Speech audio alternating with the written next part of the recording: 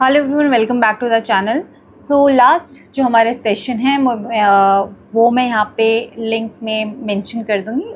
जो हमारा first session था उसमें हमने थोड़ा बहुत वाइगॉत्स्की के जो थ्योरी है उसका थोड़ा बहुत बेसिक अंडरस्टैंड किया कि उसमें उन्होंने क्या बोला है। हमने थोड़ा बहुत जो उनके बहुत ज़्यादा इंपॉर्टेंट टर्म है जैसे कि ZPD, स्कैफोल्डिंग और इंटरनलाइजेशन, तो वो सारी चीज़ें हमने डिस्कस करी हैं। ठीक है, हमने थोड़ा बहुत पियाजे और वाइगॉत्स्की का जो थ्योरीज में कंपैरिजन है वो भी देखा, लैंग्वेज और डेवलपमेंट को लेकर के, लर्निंग को लेकर के वो क्या कहते हैं। ठीक है, तो आज का जो हमारा सेशन रहेगा वो एजुकेशनल इम्प्लीकेशंस जो हैं वाइगॉत्स्की के थ्योरी के उनके ऊपर है, प्लस उसके साथ जो हम डिस्कस करेंगे थोड़ा बहुत वाइगॉत्स्की के थ्योरी के जो क्रिटिसिजम्स हैं। यस, इसके भी क्रिटिसिज्म में कहीं ना कहीं ये थ्योरी भी थोड़ा बहुत रॉन्ग साबित हुई है। कुछ चीज़ों को इन्होंने ओवर एम्फसाइज कर दिया, ओवर इम्पॉर्टेंस दे दी है, उसके बारे में डिस्कस करेंगे। और लास्ट में हम देखेंगे पियाजे और वाइगॉत्स्की की जो थ्योरीज़ के मेजर डिफरेंसेस हैं वो क्या क्या है। ठीक है, तो चलिए आज का सेशन शुरू करते हैं। एजुकेशनल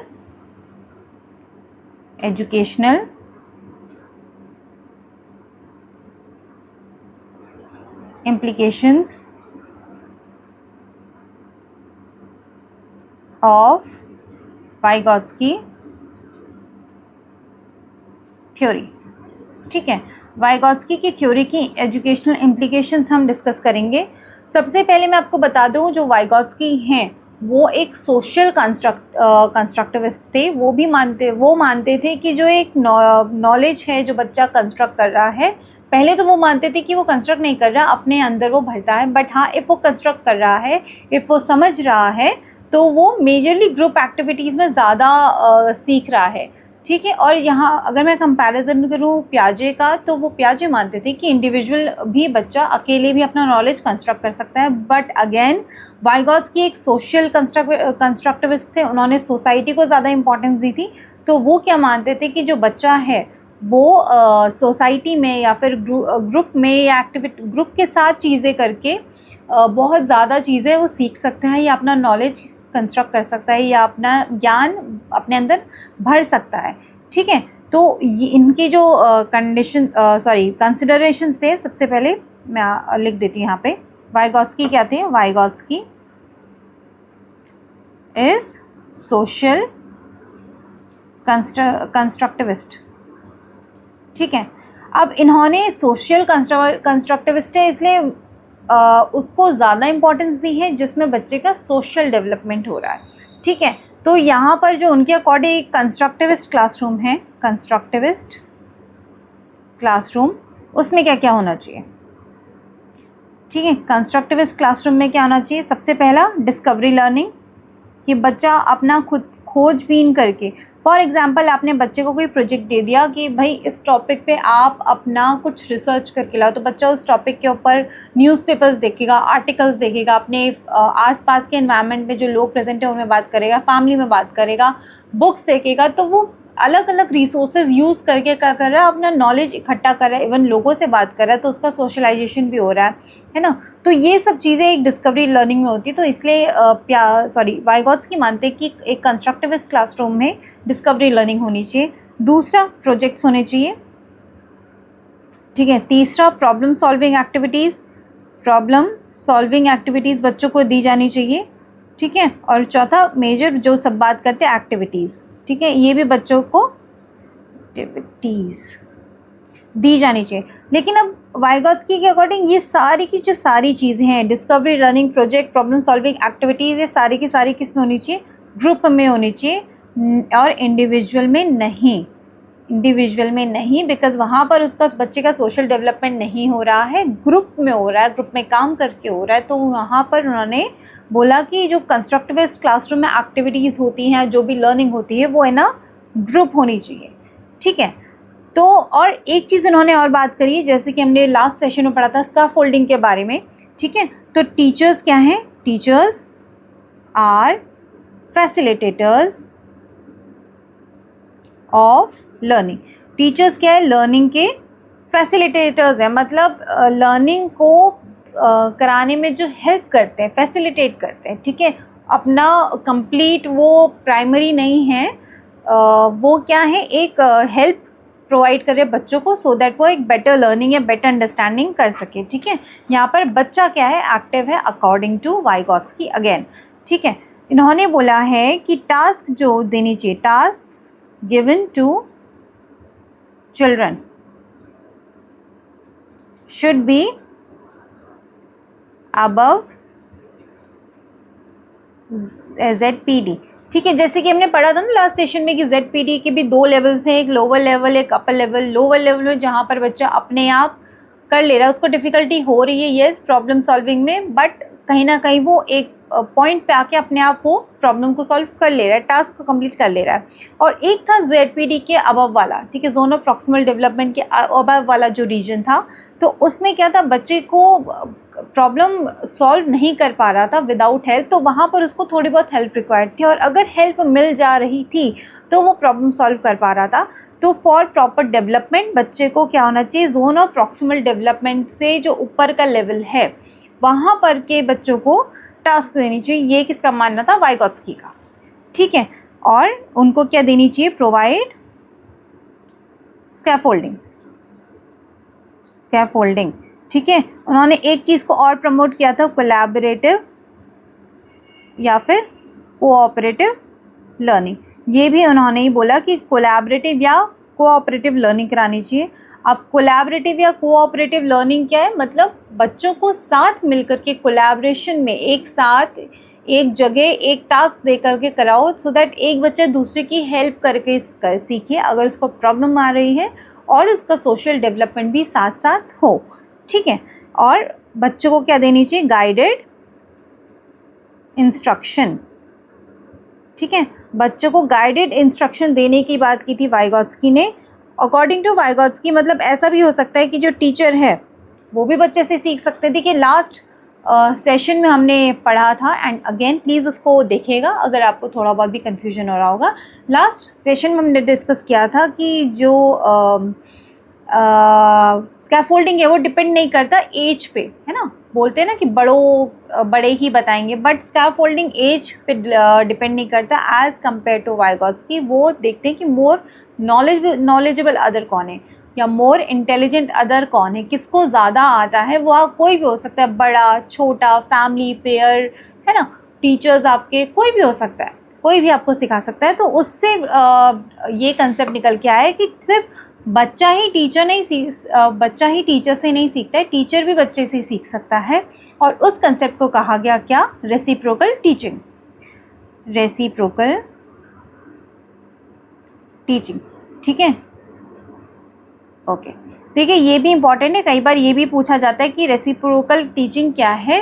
तो रेसिप्रोकल टीचिंग मतलब ये नहीं कि सिर्फ बच्चा टीचर से सीख रहा है, टीचर भी बच्चे से सीख सकता है बहुत कुछ। जैसे कि फीडबैक्स होते हैं ना, वो बच्चा ही देता है कि भाई कहाँ पर गलतियाँ थी, कहाँ पर मेथड्स इम्प्रूव करने की ज़रूरत है, कहाँ पर टीचिंग स्टाइल डिफरेंट या इम्प्रूव करने की ज़रूरत है। ये सारा का सारा कहाँ से मिलता है, फीडबैक बच्चों से मिलता है टीचर्स को, तो इसलिए टीचर्स भी यहाँ से सीख सकते हैं। ठीक है, पीयर ट्यूटरिंग। तो पीयर ट्यूटरिंग का जो कंसेप्ट है वो भी यहीं से आया है कि भाई बच्चे एक दूसरे के साथ अगर मिल करके एक दूसरे को पढ़ाएं तो ज़्यादा अच्छे तरीके से सीख सकते हैं, वो बहुत बेटर तरीके की लर्निंग होगी। बिकॉज उसमें क्या है, बच्चे बहुत ओपनली अपनी प्रॉब्लम्स डिस्कस कर सकते हैं, अब जो अपने पीयर्स होंगे, जो अपने फ्रेंड्स होंगे, जो उनके साथ वाले होंगे। ठीक है, तो पीयर ट्यूटरिंग भी बहुत ज़्यादा इंपॉर्टेंस होल्ड करती है यहाँ पे। तो ये कुछ थे एजुकेशनल इम्प्लीकेशन जो कि वाइगॉत्स्की की थ्योरी में मेंशन्ड है। ठीक है, अब आते हैं हम इसके क्रिटिसिज्म्स पे। क्रिटिसिज्म की किस चीज़ के लिए वाइगॉत्स्की की थ्योरी को क्या किया गया, क्रिटिसाइज़ किया गया। देखिए सबसे पहले जैसे पियाजे ने अपनी थ्योरी में सिर्फ और सिर्फ एज को इम्पोर्टेंस दी, कल्चरल, सोशल, एनवायरमेंटल फैक्टर्स को बिल्कुल इग्नोर कर दिया गया। तो इन्होंने किस चीज़ को इग्नोर किया है, ignored the value of age. ठीक है, वैल्यू ऑफ एज, एज को इन्होंने बहुत ज़्यादा इग्नोर कर दिया। वाई, बिकॉज एक एज होती है ना जहाँ पर बच्चे का कॉग्निटिव डेवलपमेंट होता है, एक उसका ब्रेन में डेवलपमेंट होता है, एक स्टेज वो एक एज पे वो पहुँचता है जहाँ पर उसका अंडरस्टैंडिंग लेवल होता है, वो कम्प्लीटली वाइगॉत्स्की ने इग्नोर किया है। दूसरा उन्होंने इग्नोर किया है biological maturation. Biological maturation, ignored. ठीक है, इन्होंने क्या इग्नोर किया? बायोलॉजिकल मैच्योरेशन, मतलब एज के साथ जो हमारा ब्रेन में डेवलपमेंट होता है वो इन्होंने इग्नोर कर दिया है। और इन्होंने क्या किया? ओवर एम्फेसाइज किया है रोल ऑफ लैंग्वेज को, over emphasise role of language. ठीक है, एक तो ये क्या है, और एक फोर्थ चीज़ के लिए इनको और क्रिटिसाइज किया गया जो कि इन्होंने इग्नोर किए, इग्नोर्ड सोशियो इमोशनल एस्पेक्ट। देखिए सोसाइटी में ना हम जो जिन लोगों के साथ रहना चाहते हैं उनके साथ हमारे इमोशंस अच्छे हैं ये या नहीं है, है ना, ये वाइगोत्स्की ने इग्नोर कर दिया कि हमारा क्या पर्सपेक्टिव है, हम क्या उन पीपल के साथ बैठना चाह रहे हैं या फिर उनके साथ कोलैबोरेटिव लर्निंग करना चाह रहे हैं। तो वो चीज़ें यहाँ पे क्या करी गई हैं? इग्नोर करी गई हैं। किसके थ्रू? वाइगोत्स्की के थ्रू। तो ये थी हमारी वाइगोत्स्की के कुछ जो इम्पॉर्टेंट बातें थी, जो इम्पॉर्टेंट चीज़ें थी जो एग्ज़ाम में पूछी जाती हैं, जो मोस्ट इम्पॉर्टेंट बातें हैं वाइगोत्स्की की। ठीक है, अब आते हैं हम डिफरेंस में। जैसा कि मैंने आपको बोला लास्ट में हम डिस्कस करेंगे वाइगोत्स्की और पियाजे की जो थ्योरी में डिफरेंसेस हैं। तो डिफरेंसेस इन पियाजे एंड वाइगोत्स्की। ठीक है, इनकी थ्योरीज़ में क्या डिफरेंस है वो अब हम आगे पढ़ेंगे। ऐसे हम एक पार्टीशन क्रिएट कर लेते हैं। ठीक है, एक सेकेंड, यहाँ पर हम लिख देंगे किस फील्ड में है। ठीक है, और एक साइड पियाजे आ जाएगा और एक साइड वाइगोत्स्की। ये आ गई फील्ड, ये आ गया पियाजे और ये आ गया वाइगोत्स्की। और फील्ड से मेरा क्या मतलब है मैं अभी थोड़ी देर में आपको बताती हूँ। फील्ड पियाजे एंड वाइगोत्स्की। चलिए सो स्टार्ट करते हैं। ठीक है, फील्ड से मतलब सबसे पहले डेवलपमेंट को लेकर के पियाजे ने क्या कहा और वाइगोत्स्की की क्या थिंकिंग थी, ये थोड़ा बहुत आपको एक आइडिया मिल जाएगा। इसीलिए मैंने आपको यहाँ पर लास्ट में ये चीज़ बताई है, बिकॉज पहले वाइगोत्स्की की थ्योरी होगी एंड अब पहले पियाजे की थ्योरी होगी और अब वाइगोत्स्की की थ्योरी होगी। तो दोनों को आप एक कंपेयर कर सकते हैं और बेटर अंडरस्टैंडिंग ले सकते हैं। ठीक है, डेवलपमेंट को लेके पियाजे ने क्या कहा था कि वो क्या है? डिसकंटिन्यूअस है। क्यों? क्योंकि वो स्टेजेस में होता है। पियाजे ने स्टेजेस दी थी, इसलिए क्या है? डिसकंटिन्यूअस है, डिसकंटिन्यूअस। और वाइगोत्स्की क्या कहते हैं? कंटिन्यूअस है, क्योंकि इन्होंने स्टेजेस में नहीं दिया है डेवलपमेंट, उनके अकॉर्डिंग स्टेजेस में नहीं होता है, कंटिन्यूअस है। ठीक है, इसको हम यहाँ तक कर लेते हैं। ओके, ये रहा। चलिए फिर उसके बाद हम आते हैं स्टेजेस में। स्टेजेस कितने दिए हैं? स्टेजेस, ठीक है, जो स्टेजेस दिए पियाजे ने दिए वो 4। ठीक है, और वाइगोत्स्की ने कितने दिए? नन, एक भी नहीं, क्योंकि वाइगोत्स्की के अकॉर्डिंग स्टेजेस में नहीं होता, किस में होता है? कंटिन्यूस डेवलपमेंट होता है, बट पियाजे के अकॉर्डिंग स्टेजेस में होता है। ठीक है, फिर है बायोलॉजिकल मैच्योरेशन। ठीक है, बायोलॉजिकल मैच्योरेशन को क्या पियाजे ने इंपॉर्टेंस दी है? येस, बिकॉज उन्होंने स्टेजेस बताई है कि हाँ एज अप्रोप्रिएट होती है, उन्होंने एज को दिया है। और वाइगोत्स्की ने क्या बोला है? नहीं, उन्होंने कोई भी जो इम्पोर्टेंस है वो बायोलॉजिकल मैच्योरेशन को नहीं दी। फिर आता है हेरिडिटी। हेरिडिटी को क्या वाइगोत्स्की ने पियाजे ने इंपॉर्टेंस दी है? येस, एज को इंपॉर्टेंस दी है तो हेरिडिटी को भी दी है, येस। ठीक है, और वाइगोत्स्की ने नहीं दी है, पियाजे ने दी है। ठीक है, फिर है एनवायरनमेंट का रोल, एनवायरनमेंट। ठीक है, पियाजे के अकॉर्डिंग उतना नहीं है, नॉट मच, बट कहीं ना कहीं थोड़ा बहुत है, हल्का फुल्का कहीं दिया है। और वाइगोत्स्की ने मोस्ट इम्पॉर्टेंट माना है, मोस्ट इम्पॉर्टेंट क्या? Environment in the field of cognitive development. ठीक है, फिर आता है हमारा नेक्स्ट सोसाइटी एंड कल्चर। ठीक है, मैं आपको एक शॉर्ट में बता दे रही हूँ, बिकॉज हमने दोनों थ्योरीज बहुत लेंथ में डिस्कस कर ली है। जो जो उसके इम्पॉर्टेंट एरियाज़ हैं, इंपॉर्टेंट टॉपिक्स हैं, इंपॉर्टेंट बातें हैं, वो हमने डिस्कस कर ली है, वो मैंने एक्सप्लेन करने की पूरी कोशिश करी है।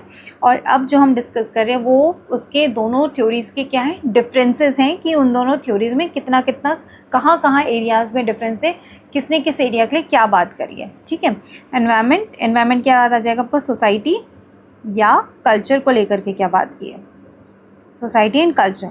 ठीक है, देखो पियाजे ने नहीं दी इंपॉर्टेंस बिल्कुल भी, उन्होंने क्या किया, सिर्फ एज को दी है, बायोलॉजिकल मैचुरेशन को दी है, स्टेजेस को इंपॉर्टेंस दी है, लेकिन इन्होंने यहाँ पर सोसाइटी और कल्चर को मोस्ट इंपॉर्टेंस दी है। किसने, वाइगॉट्स्की ने, मोस्ट इंपॉर्टेंट। ठीक है, लर्निंग और डेवलपमेंट को लेकर के क्या बात की है, लर्निंग एंड डेवलपमेंट। ठीक है, पियाजे के according development leads to learning और वाइगॉट्स्की के according learning leads to development. दोनों ने अपनी अपनी अलग अलग बातें करी हैं लर्निंग और डेवलपमेंट को लेकर के। ठीक है, फिर आता है नेक्स्ट कंस्ट्रक्टिविज्म। पियाजे थे रैडिकल कंस्ट्रक्टिविस्ट। ठीक है, और वाइगॉट्स्की हैं सोशल कंस्ट्रक्टिविस्ट। ठीक है, जो एक्टिविटीज़ पियाजे ने जिसको इम्पोर्टेंस दी है, जिन एक्टिविटीज़ को पियाजे मानते कि नहीं भाई बहुत ज़रूरी है, उसके बिना तो कुछ हो ही नहीं सकता, वो एक्टिविटीज़ हैं इंडिविजुअल।